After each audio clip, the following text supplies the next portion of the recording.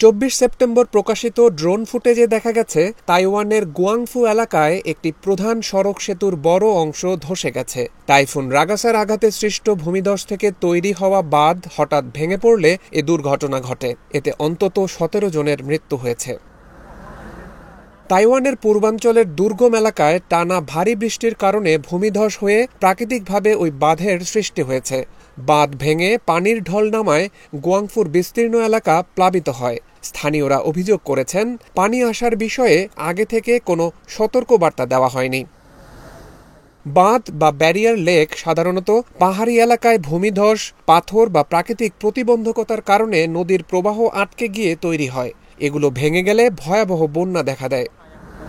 Typhoon Ragasa ২২ September থেকে তাইওয়ানে প্রবল বৃষ্টি ও ঝড়ো হাওয়ার সৃষ্টি করে। পরে সুপার টাইফুন থেকে দুর্বল হয়ে ঝড়ে পরিণত হয় এটি। বর্তমানে ঝড়টি চীনের দক্ষিণাঞ্চল ও হংকং উপকূলের দিকে অগ্রসর হচ্ছে।